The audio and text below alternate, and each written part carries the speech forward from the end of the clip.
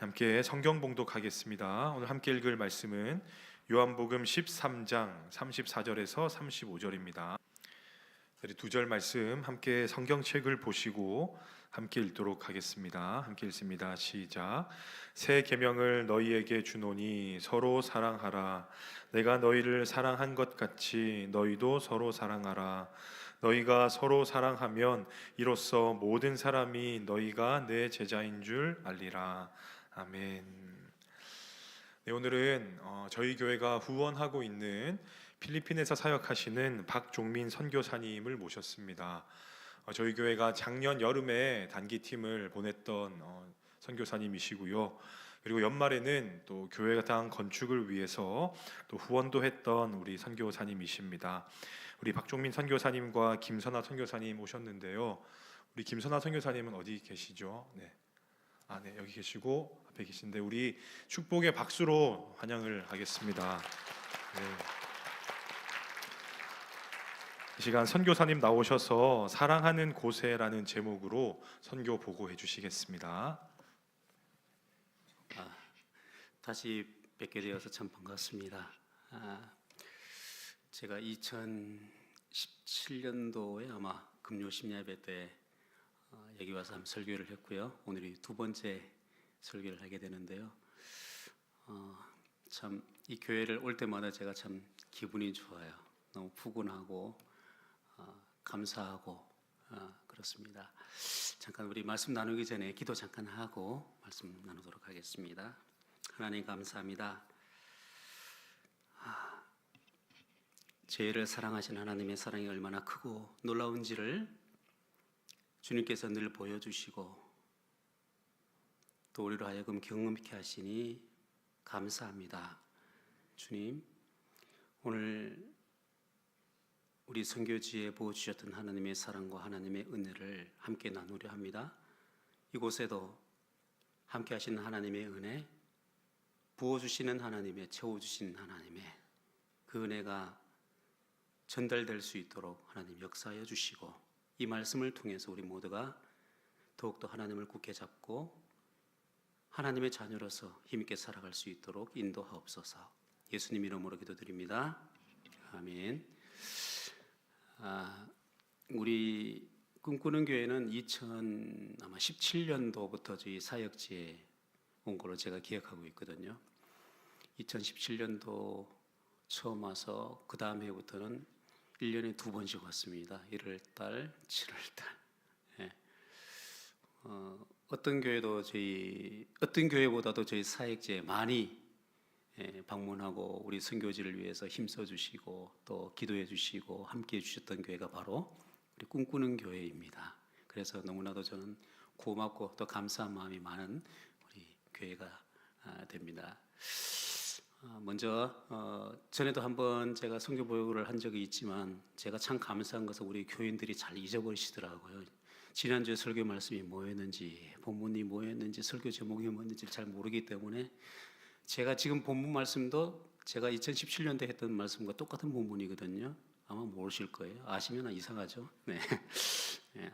그렇지만 설교 내용은 다릅니다. 먼저 우리 선교지 소식을 먼저 좀 나누고 나서 말씀을 보도록 할게요. 우리 PPT 좀 부탁드릴게요. 네. 저희 교회는 조이풀 바티아 철치입니다. 아마 스펠링이 아마 틀리지 않았나 이렇게 생각하실 텐데 제가 만들었거든요. 틀리지 않았습니다. 조이풀 더블 L이 맞습니다. 원래 영어 스펠은 그냥 풀로 하면 L이 하나만 나와야 되겠죠. 싱글 L이 돼야 되는데 무슨 의미인가 하면 기쁨 충만한 교회 그런 의미로 해서 그냥 기쁨이란 즐거움이란 단어 대신 조이풀로 했습니다. 조이풀 바티아 처치 저희 교회 이름이고요. 저희는 위치는 필리핀 마닐라에서 북동쪽 쪽으로 약 40km 떨어진 지역에 있습니다. 지역 이름이 불라칸 주에 있는 보카요시입니다. 그리고 거기 바랑가이 바치아 지역에 저희가 위치하고 있고요. 특별히 저희가 위치하고 있는 교회는 세인트 마리아 말타에 저희가 위치해 있습니다. 현재 3,400세대 저희 사역지에는 거주하고 있고요. 그리고 16,000명이 거주하고 있는 걸로 파악이 되었습니다. 저희 사역지의 특징을 보면요, 마닐라 인근에 살던 그 빈민들을 정부에서 그쪽을 철거를 했어요. 빈민 거주촌을 철거를 하면서 이주민이 발생하니까 그분들을 다 이쪽으로 옮겨놓은, 그러니까 도시에서 살던 분들이 농촌 한가운데 와서 이주촌에서 같이 모여 살고 있는 그런 곳입니다. 그러다 보니까 이분들이 제일 큰 문제가 도시에서 쓰레기를 줍던 분들의 대부분이 쓰레기를 주워서 생계를 이어가던 분들인데 농촌 한가운데 떡 떨어져 있으니까 할 수 있는 일이 별로 없겠죠. 그래서 직업난이 제일 문제가 되고요. 그 다음에 열악한 교육시설입니다. 인근에 초등학교가 딱 하나 있거든요. 저희 16,000명이라 그랬잖아요. 근데 초등학교 딱 한 개 있어요. 교사가 현재 15명입니다. 교사 15명에 16,000명의 인구가 학생들을 보내고 있으니까 얼마나 학교가 모자라겠어요. 그래서 오전반, 오후반 나눠서 그렇게 수업을 진행하고 있고요. 여기에도 이제 입학하지 못한 애들은 다른 먼 곳으로 또 가기도 해야 됩니다. 그리고 인근에 중고등학교는 없어요. 하이스쿨이 없어서 2km 이상 떨어진 곳에 애들이 학교를 가야 되는 그런 실정이 있습니다. 그러다 보니까 고등학교 다니던 애들은 중간에 포기를 하는 학생들이 꽤 많아요. 그래서 아빠 엄마가 야 그냥 학교 가서 뭐 하냐 그냥 돈 벌어 와라 그래서 강요하기도 하고요. 그렇게 해서 학교를 그만두는 친구들도 많이 있고 그러다 보니까 더욱더 취업하기가 더 어려워지는 그런 상태로 몰리고 있습니다. 그리고 열악한 교육시설 그 다음에 현실적으로 가장 큰 문제는 물 부족이에요. 상수도 시설이 다 들어와 있거든요. 그런데 물이 안 들어와요. 상수도 회사가 망했어요. 한국의 물값의 2배가 넘습니다. 한국 물값의 2배가 넘고 전기세도 필리핀은 한국의 2배가 넘어요. 그런데 빈민들이 많은데 그 돈을 감당할 수가 없으니까 이분들이 결국은 회사가 망하고 말았습니다. 그래서 정부에서 하루에 한 번씩 새벽 2시 정도에 물차가 와요. 그리고 물차가 와가지고 물 왔으니까 받아라 그래요. 그러면 2시에 일어난 사람들은 물을 받아가겠죠? 2시에 일어난 사람들은 못 일어난 사람들은 못 받아가겠죠. 그런 상황이 계속 이어지고 있습니다. 그러다 보니까 아무래도 이제 특히 어린 아이들이 위생적으로 많이 열악한 상태에 몰리게 되는 그런 어려움이 있는 곳입니다. 이런 환경 속에서 저희가 사역하고 있는 사역은 크게 3가지로 나눌 수가 있거든요. 목회 사역, 교육 사역, 지역 섬김 사역 그렇게 나눌 수가 있는데요. 이 사진에서 저를 한번 찾아보실래요? 어디 있나? 못 찾으셨죠? 찾기 전에 먼저 우리 목회 사역 한번 볼게요. 목회 사역은요, 크게 예배, 기도회, 성경 공부, 전도, 신방 이렇게. 그러니까 우리 교회에서 하고 있는 대부분의 목회 사역을 하고 있는데요. 예배는 어린이 예배, 교회학교 예배가 있고요, 어른 예배가 있고요, 일주일에 그렇게 있고요. 그다음에 수요 기도회. 지금 저희는 7시니까 같은 시간이 되겠네요. 우리도 7시거든요. 같은 시간, 거기 1시간이 느리니까 같은 시간에 지금 예배를 드리고 있습니다. 수요 기도회 하고 있고요. 그리고 성경 공부, 그리고 전도, 신방을 하고 있습니다. 자, 이 사진 한번 보시면 뭔가 이상한 것을 느낀 분이 아마 한두 분 계실 거예요. 우리 밭대에 와셔보신 분들 중에서. 김주현 집사님, 혹시 뭐가 이상해요? 처음 보는 곳이죠? 예. 저희가 원래 이제 대피소에서 예배를 드렸어요. 그러다가 농구장, 이제 최근에 또 농구장으로 제가 예배를 옮겨서 예배 드렸거든요. 우리 대피소, 우리 재봉 교육을 해야 되니까 나가세요. 그래가지고 농구장에서 예배를 드렸는데, 농구장에서 예배 드리니까 도저히 예배를 드릴 수가 없어요. 너무 집중이 안 돼서. 그러면 조그만하게 이제 바람가에 홀에서 또 뭐 하나 건물을 조그만하게 지었어요. 제가 평수를 재보니까 6m, 7m 정도 돼요. 이 정도? 빡빡하게 예배 드릴 수 있겠는데, 그래서 애들 다 불러가지고 예배 드리는 건데, 지금 다 못 들어와서 복도에서 애들이 같이 예배 드리고 있는 상황이에요. 예. 우리 지난주에 처음으로 여기서 예배 드린 거예요. 예. 그래서 이런 곳에서 저희가 예배를 드리고 있습니다. 그리고 성경 공부하고 있고요, 전도, 신방 이렇게 진행하고 있습니다. 그리고 교육 사역으로는 저희가 이제 장학 사역을 하고 있죠. 장학사역은 청년들, 특히 이제 대학생들에게 장학금을 줘서 그 학업을 포기하지 않도록 하는 것이 참 중요합니다. 그래서 학생들이 지금까지 제가 계속 이 사역을 해 와서요. 중학교, 더 심지어 이제 초등학교 다니던 애들이 지금 올라와서 대학생이 되어 있고요. 이 학생들이 지금 교회학교 교사, 그리고 예배 반주자, 예배 사역자들로 다 지금 섬기고 있거든요. 그러니까 장학금을 통해서 학생들이 우리 교회 일꾼으로 또 성장하고 예수님의 제자로 이렇게 성장해 나가고 있습니다. 그리고 방과후 학교 하고 있고요. 그리고 악기 교육, 그리고 음악 치료 사역 계속 하고 있습니다. 그다음에 지역 나눔 섬김인데요. 살럼 사역, 그리고 여러분이 오셨을 때 꼭 해보는 사역이죠. 장판 사역, 그리고 머리니 사역. 여러분 필리핀에 오시면 이런 사역들을 하셔야 됩니다. 그러니까 각오하고 오셔야 돼요. 뭐 신청 7분 하셨다 그랬대요. 7분? 7분 하셨는데 잘 생각하셔요. 애들 머리 감겨야 됩니다. 머리니 사역하셔야 되고 장판도 깔아야 됩니다.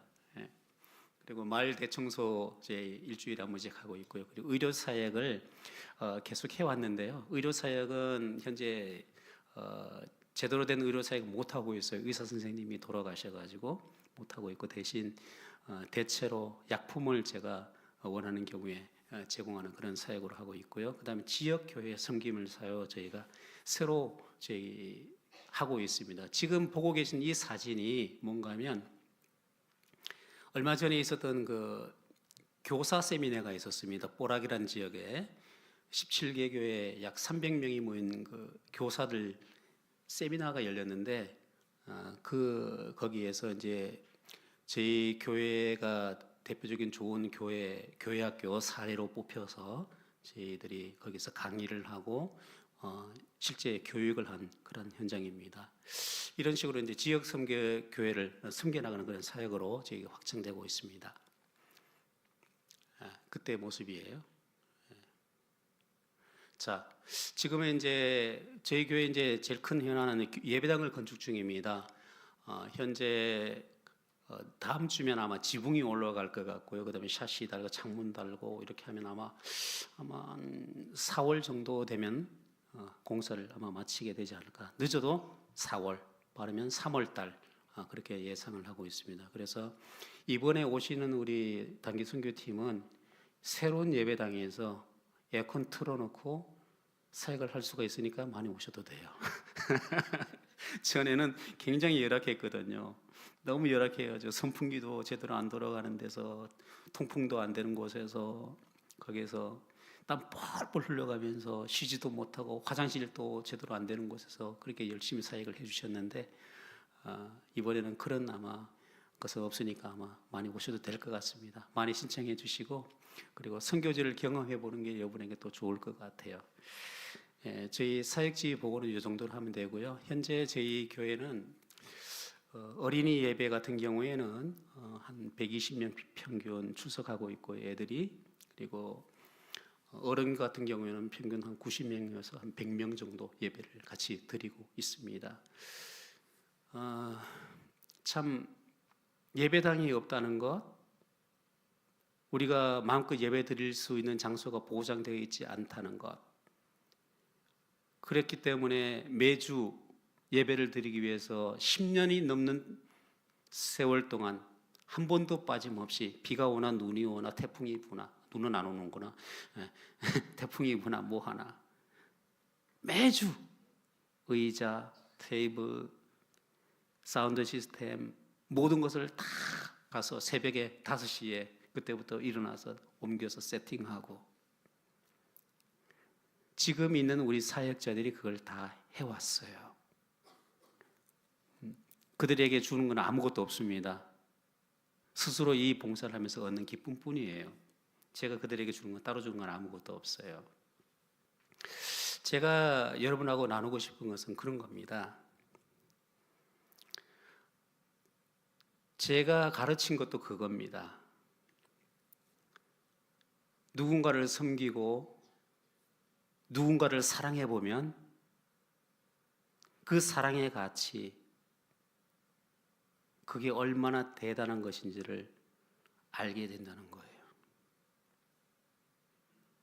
반면 그걸 안 해보면 몰라요. 연애를 안 해본 사람이 어떻게 남자의 마음을 알겠어요? 그죠?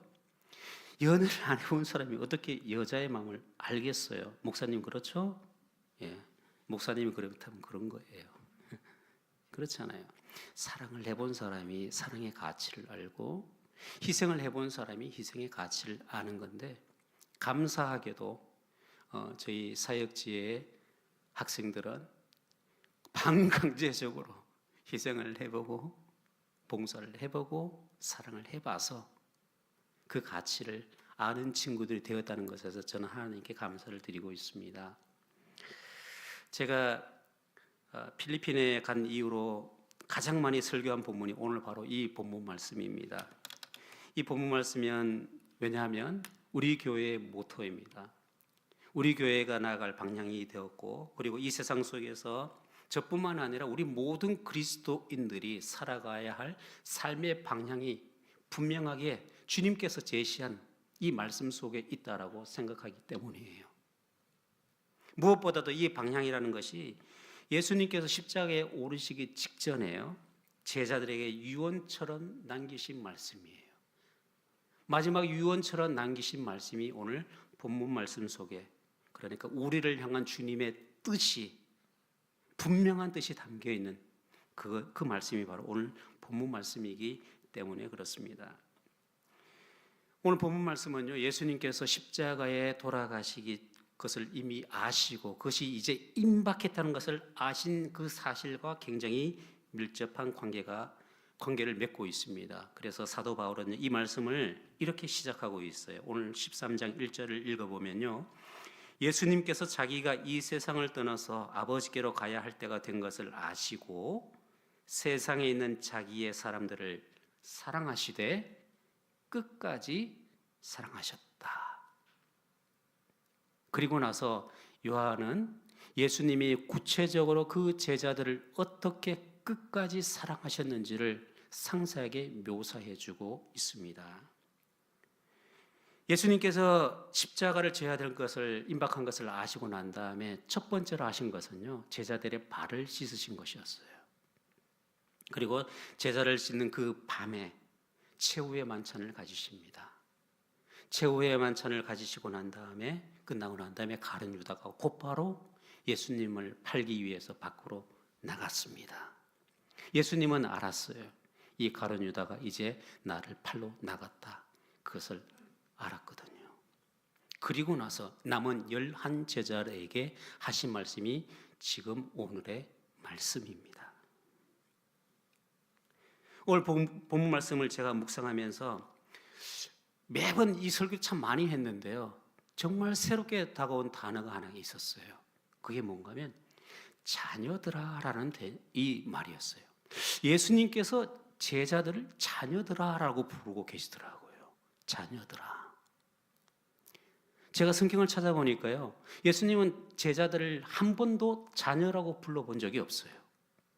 그런데 오직 유일하게 여기에서 예수님이 죽음이 임박한 그 순간에 제자들에게 자녀들아 이렇게 부르셔요.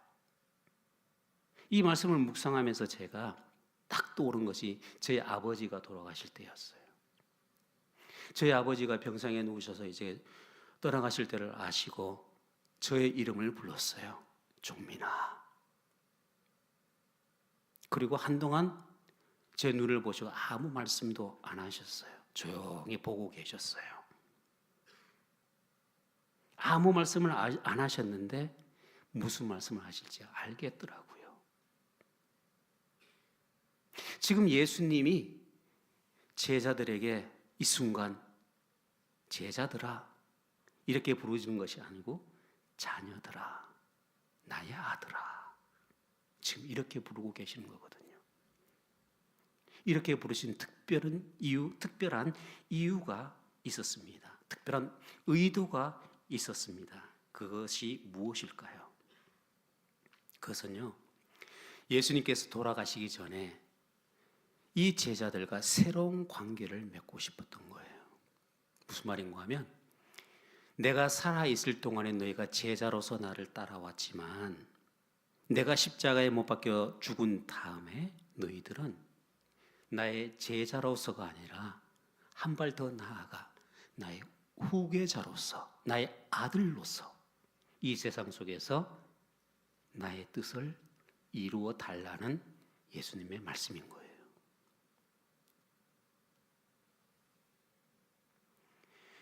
예수님은 이 마지막 순간에 그 아버지의 마음으로 세상을 이제 임종할, 이제 내가 곧 하나님의 곁으로 돌아갈 것을 아는 아버지의 마음으로 자식에게 말을 하고 있는 거란 말이에요.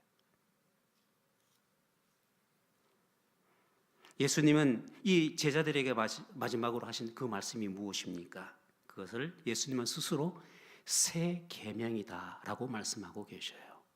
새 계명을 너희에게 주노니, 새 계명을 너희에게 주노니 뭐하라? 서로 사랑하라. 새 계명을 너희에게 주노니 서로 사랑하라. 내가 너희를 사랑한 것 같이 너희도 서로 사랑하라.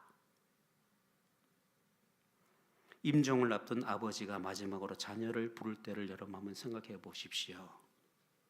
그 어떤 단어로도 표현할 수 없는 그 아버지의 마음을 담은 그 한마디, 떠나기 전에 한 번 더 안아주고 싶은 그 마음으로 주님은 제자들에게 말씀하셨을 거예요. 너희가 나의 아들로서 먼저 너희가 서로 사랑하여라.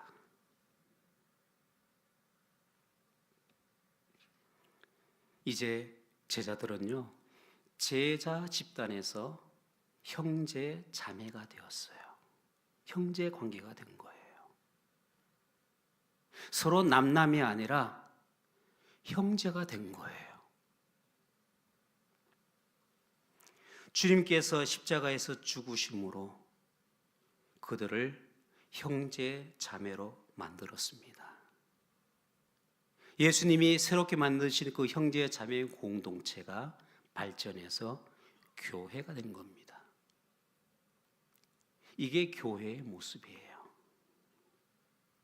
예수님께서 새 계명이라고 말씀하셨지만 이것은 율법을 뛰어넘는 어떤 율법으로 강제성을 갖는 것이 아니라 가족 윤리예요. 가족 윤리. 가족 윤리와 같은 것이었어요. 그래서 주님은 이들이 그 험한 세상 속에서 살아갈 그들의 방향이 무엇이고 앞으로 그들이 나아가야 할, 앞으로 교회가 나아가야 할 방향이 무엇인지를 분명하게 제시해 주셨던 것입니다. 여러분, 가족은 서로 말로만 사랑하지 않습니다. 말이 오히려 더 필요 없을 때가 많잖아요. 그죠? 뭐 말이 뭐가 필요해? 그냥 사랑하면 되지. 가족은 예수님처럼 발을 씻기고 설사 나를 배신했더라도 끝까지 품어줄 수 있는 유일한 공동체입니다. 그리고 심지어 나의 목숨까지, 내 생명까지 대신 내어줄 수 있는 유일한 공동체가 바로 가족입니다. 예수님이 만드셨던, 예수님이 죽음으로써 만들고자 했던 공동체가 바로 이런 가족과 같은 교회 공동체였던 겁니다. 예수님의 말씀대로 나중에 제자들은요, 가족과 같은 공동체를 이루었어요. 그것을 보여준 것이 사도행전에 나타난 초대교회의 모습이죠. 그들의 모습 여러분 잘 아시죠? 어떻게 했습니까? 자기의 모든 것을 다 내놓습니다. 적든 많든 다 내어놓습니다. 그리고 필요한 만큼 가져가서 썼어요. 내 것이라 네 것이라 여기지 않고 아낌없이 서로를 위해서 나눠줄 수 있었던, 거기까지 갔던 공동체가 초대교회였습니다. 여러분, 그 당시에 초대교회가 얼마나 많은 박해가 많았습니까? 엄청난 박해였어요. 그 엄청난 박해 속에서 목숨을 부지하기 어려운 그런 순간 속에서도 오히려 초대교회는 폭발적인 성장을 이룰 수 있었습니다. 그 비결이 무엇이었겠습니까? 무엇 때문에 사람들이 목숨을 걸고 예수 그리스도를 영접하고 예수 공동체 속으로 들어갔을까요? 무엇 때문에요? 이들이 보여준 가족과 같은 예배 공동체 때문이었어요.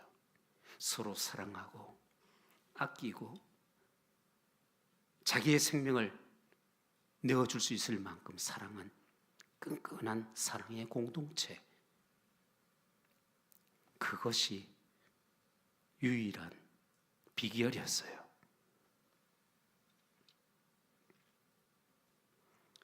이제는 마지막으로 당시 제자들은 그럼 어떠했는가 한번 살펴보고자 합니다. 예수님께서 십자가에 못 박혀 돌아가실 즈음에 제자들은 정말 어떻게 보면 형편없었어요. 왜냐하면 예수님께서 예루살렘으로 올라가실 때, 그때 제자들과 함께 가실 때에 제자들이 길에서 뭘 했습니까? 누가 크냐 싸웠어요. 네가 크니 내가 크니, 내가 예수님 우편에 앉을 거야, 네가 예수님 우편에 앉을 거야. 그렇게 싸웠다고요. 심지어 이 마지막 순간 예수님께서 발을 씻으시고 성만찬하는 그 순간에서도 예수님은 아셨어요. 이 가룟 유다가 곧 나를 팔러 나갈 것을 아셨단 말이에요. 베드로는 예수님을 3번이나 부인했죠. 그런 상태였어요, 제자들이.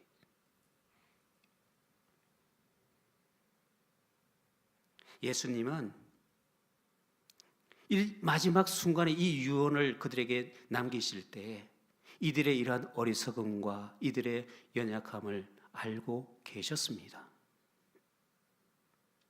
그럼에도 불구하고 예수님은 그들에게 세상의 훗날을 그들에게 맡기셨어요. 그럼에도 불구하고 예수님은 그들에게 세상을 구원하는 하나님의 큰 역사, 위대한 역사를 이 연약하고 어리석은 제자들에게 맡기셨어요. 그럼에도 불구하고,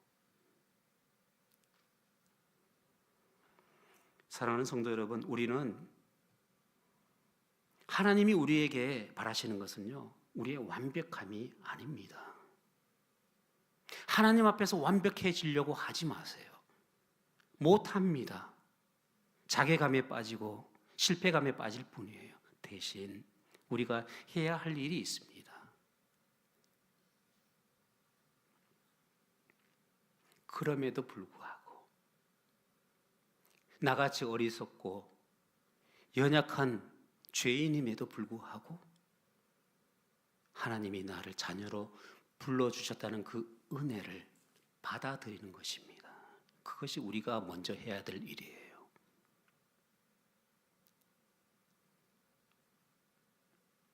그럼에도 불구하고 하나님은 나를 하나님의 자녀로 불러주셨습니다.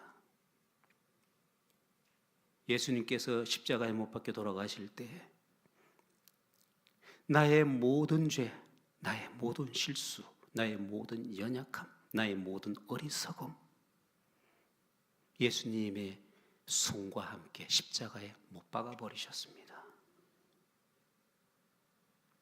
예수님과 함께 장사되었습니다. 그래서 나는 예수님을 믿는 순간 예수님과 함께 거듭난 인간으로 이 세상에 태어난 겁니다. 우리는 그래서 우리 스스로를 본 어게인 크리스찬이라고 부르는 겁니다. 우리는 예수 그리스도로 말미암아 새롭게 태어난 예수님의 자녀들입니다. 이 사실을요, 우리가 자괴감이 빠질 때, 실패감에 빠질 때, 나는 왜 이것밖에 안 될까?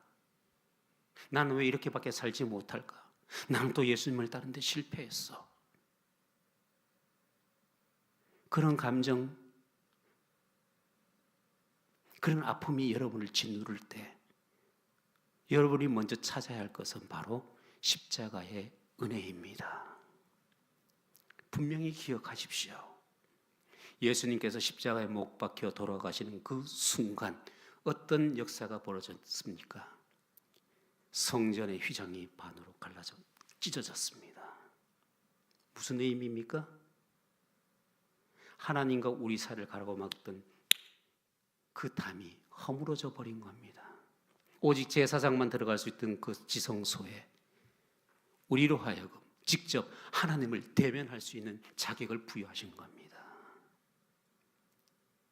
그러므로 우리가 하나님을 아바 아버지라 부르며 담대히 하나님 앞에 나아가느니라.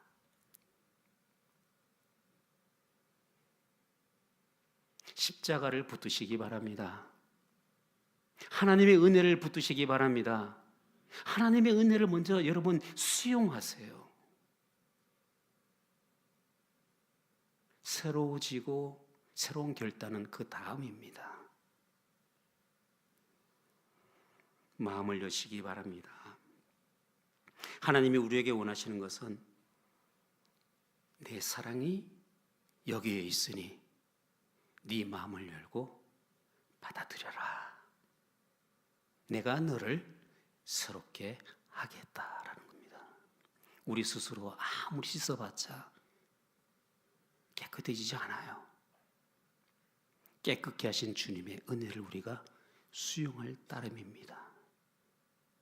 그렇게 해서 우리는 하나님의 자녀가 되었으니 그 감격을 가지고 세상을 살아가는 거예요.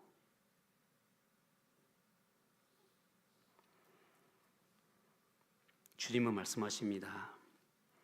이 세상의 그 어떤 것도 하나님의 사랑에서 우리를 끌어낼 수 없느니라. 할렐루야. 여러분이 어떤 실수를 했든 어떤 죄를 범했든 몇 번 넘어졌든 그 어떤 것도 여러분을 하나님의 사랑에서 끊어낼 수 없습니다. 그럼 우리는 무엇입니까? 십자가를 붙드는 겁니다. 주님, 내가 여기 있습니다. 내 모습 이대로 주님 앞에 나아갑니다. 나를 받아주세요. 내가 다시 주님을 닮고 싶습니다. 내가 다시 하나님의 자녀로서 살아볼게요. 하나님이 원하시는 그거예요.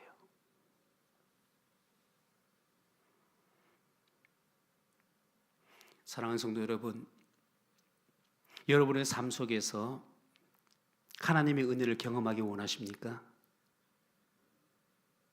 아예 안 하시면 말고 그 설교 끝낼게요. 한 번만 더 물어볼게요. 여러분의 삶 속에서 하나님의 은혜를 경험하기 원하십니까? 정말이세요? 네, 조금은 있나 보네. 그래, 이제 말씀을 드릴게요. 주님께서 이미 우리에게 답을 주셨어요. 너희가 서로 뭐하라? 사랑하라. 여러분, 하나님을 사랑하는 만큼 여러분에 계신, 옆에 계신 분을 사랑하시면 됩니다. 보기만 해도 끔찍한 남편 얼굴이라도 한 번 더 봐주세요. 여러분, 부부 오신 분 계시죠? 한번 손 한번 만져주세요. 이 순간 제가 만져주세요. 좀 만져주시고 괜찮아요.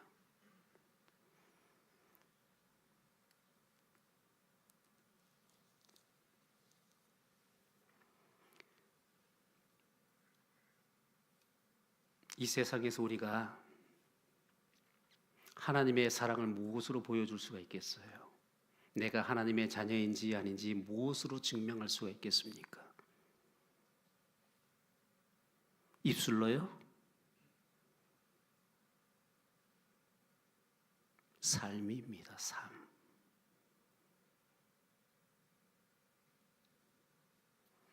예수님은 우리가 어떻게 그 사랑을 보여줄 수 있는지 오늘 말씀하십니다. 내가 너희의 발을 씻은 것처럼 서로 발을 씻어 주어라. 내가 너희를 사랑한 것처럼 내가 너희를 형제 자매 되게 했으니 서로 사랑해라. 그러면 세상 사람들이 너희를 통해서 나의 사랑을 발견하게 될 것이다. 바티아에 2015년 5월 17일 날 첫 예배를 드렸습니다. 2025년 작년에 10주년 예배를 드렸어요. 10년 동안 예배당 건물 없이 농구장, 학교 앞마당, 대피소, 또다시 농구장, 임시 건물 왔다 가면서 10년 동안 예배를 드렸어요.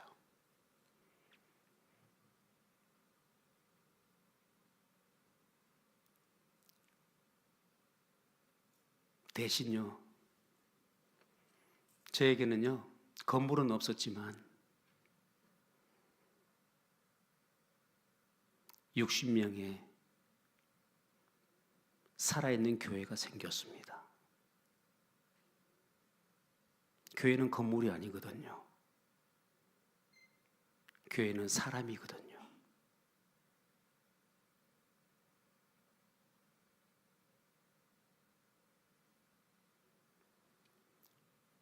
주님의 사랑을 나누는 현장, 주님의 사랑을 나누는 곳, 그곳이 예배 처소가 되고요.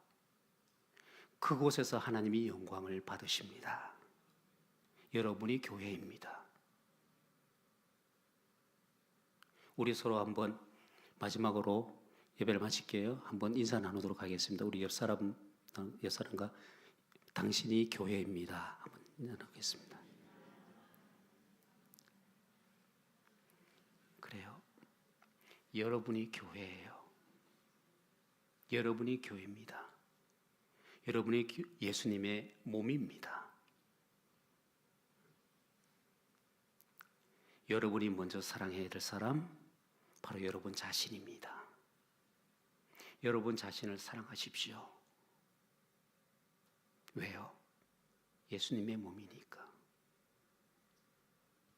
그 마음으로 여러분 남편을 사랑하십시오.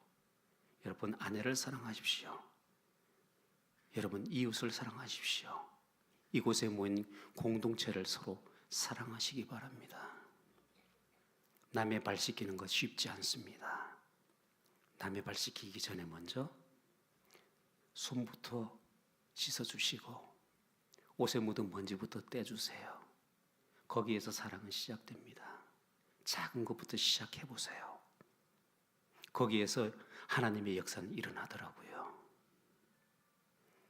시간이 좀 지났습니다만 한 가지만 말씀드리고 마칠게요. 10년 동안 건물이 아니라 사람에게 투자를 해왔습니다. 그러다 보니까 재미있는 일들이 많이 벌어졌어요. 몇 가지 사례가 있는데 한 두 가지만 얘기를 드릴게요. 다니까란 친구가 있습니다. 집사님 아시죠? 다니까가 동생이 13명? 13명. 밑으로 13명의 동생이 있어요. 지금 대학교 이제 4학년이거든요. 13명. 엄마처럼 애들을 돌보는데 엄마는 바람이 나서 집을 나가버렸어요. 얘가 동생들을 돌보는데 동생을 보는데 돈이 너무 부족하니까 얘가 조그마한 케이크를 만들어서 팔아요. 케이크를 만들어서 생기를 이어가고 팔아요. 그래서 하는데 저번 크리스마스 때 저한테 왔더라고요. 목사님, 왜? 이번에 우리 교회 학교 애들 성탄 선물 제가 할래요. 이거 무슨 돈이 있는데? 케이크 팔아서 남은 돈을 조금씩 따로 모았대요.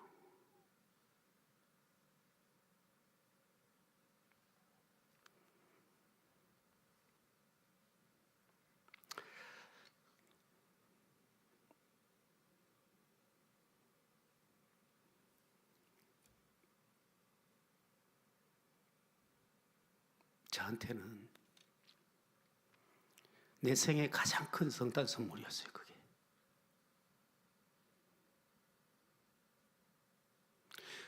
지 먹고 살기도 힘들어요.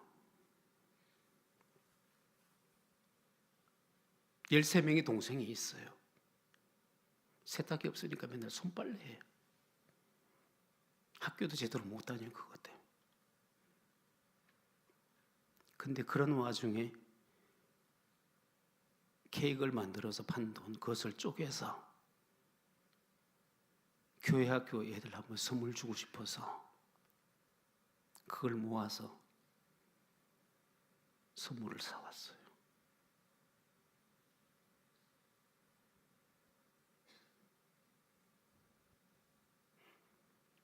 여러분, 저는 이게 교회라고 생각을 해요. 이게 교회 아닌가요? 사랑하는 성도 여러분, 여러분에게 이런 도전을 던지고 싶습니다. 여러분이 사랑하는 곳에 교회가 섭니다. 여러분이 교회입니다. 여러분을 통해 하나님의 영광 받기를 원하십니다. 함께 기도하겠습니다. 주님, 우리의 입술로는 수없이 하나님을 사랑한다 고백하고 이웃을 사랑한다, 형제를 사랑한다 고백하였지만 정작 우리의 삶 속에 하나님의 사랑, 하나님의 은혜를 나타내고 하나님의 사랑을 보여준 적이 얼마나 있었는지 돌아보게 됩니다. 주님, 우리가 교회 되기 원합니다. 우리를 통해 하나님의 사랑이 나타나기를 원합니다. 우리를 통해서 세상이 변해가기를 원합니다. 우리를 통해 우리 교회 공동체가 변해가기를 원합니다. 나를 먼저 주님의 도구로 사용하여 주옵소서. 예수님 이름으로 기도드립니다.